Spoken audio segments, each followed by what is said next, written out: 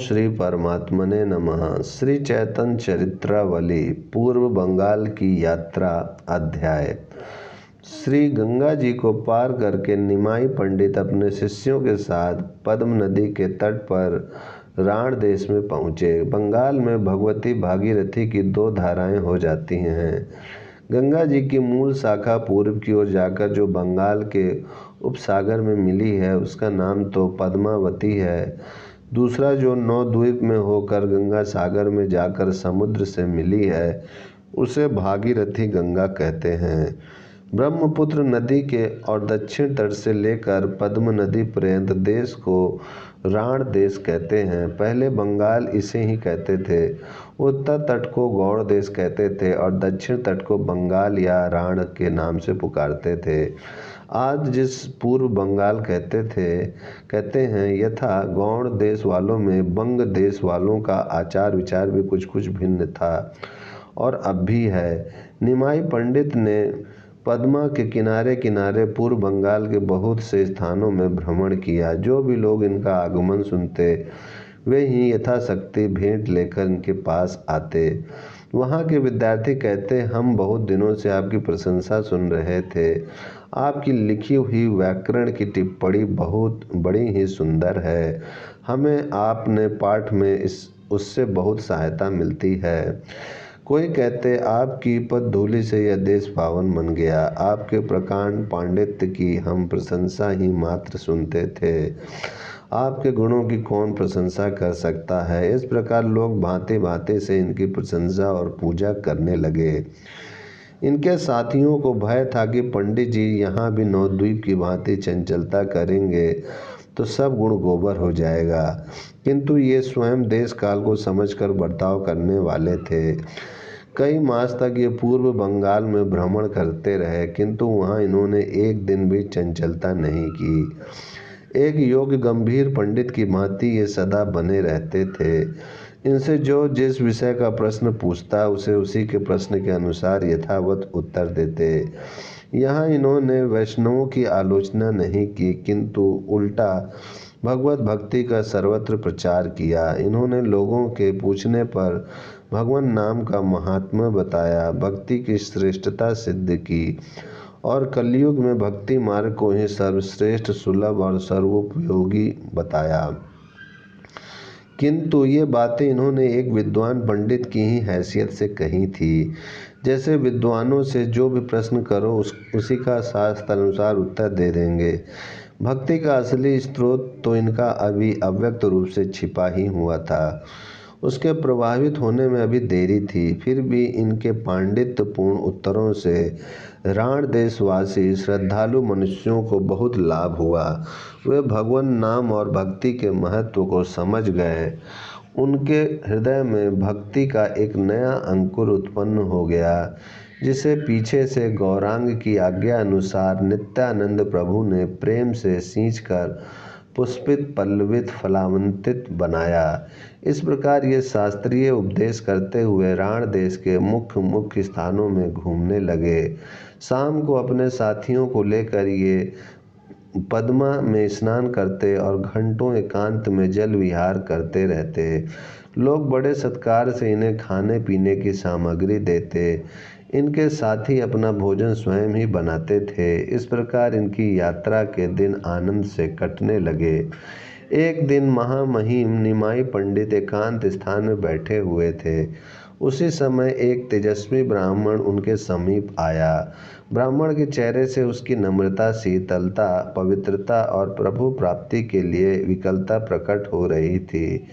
ब्राह्मण अपनी वाणी से निरंतर भगवान के सुमधुर नामों का उच्चारण कर रहा था। उसने आते ही इनके चरण पकड़ लिए और फूट फूट कर रोने लगा।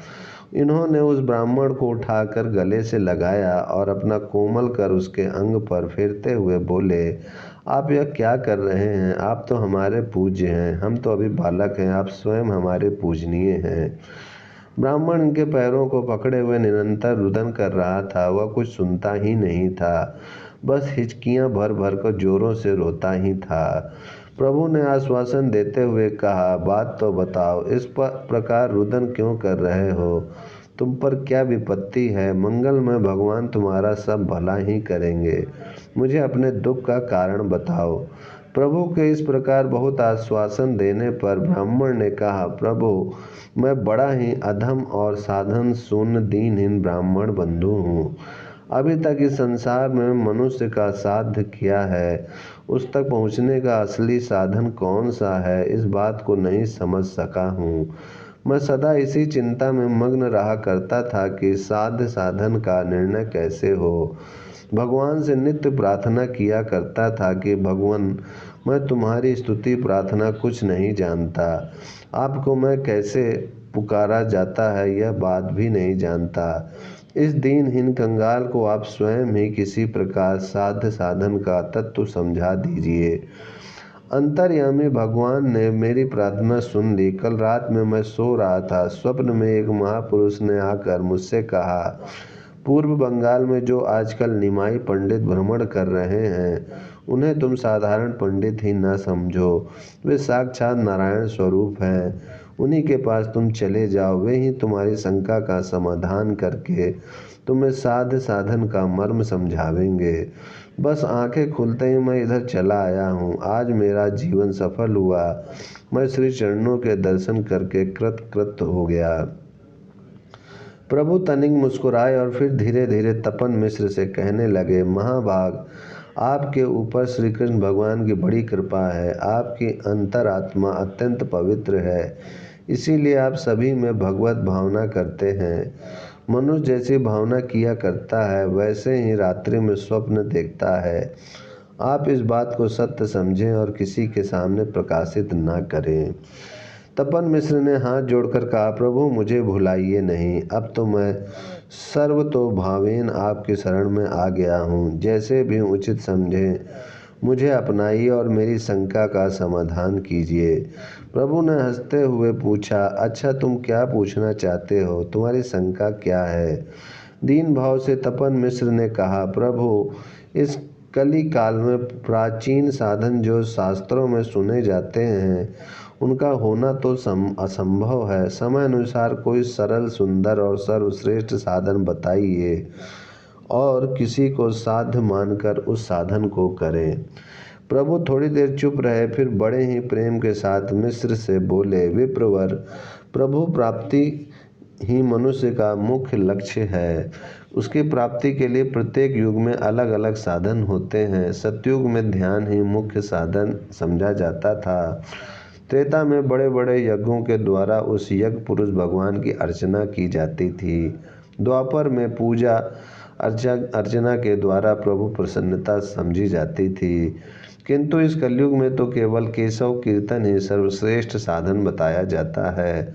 जो फल अन्य युगों में उन साधनों से होते थे, वही फल कलयुग में भगवान नाम स्मरण से होता है। यथा बस सब साधनों को छोड़कर हरि नाम का ही आश्रय पकड़ना चाहिए। भगवान व्यासदेव 3 बार प्रतिज्ञा करके कहते हैं, अर्थात कलयुग में केवल हरि नाम का ही नाम सार है। मैं प्रतिज्ञा करके कहता हूँ, कलयुग में हरि नाम को छोड़कर दूसरी गति नहीं है, नहीं है, नहीं है।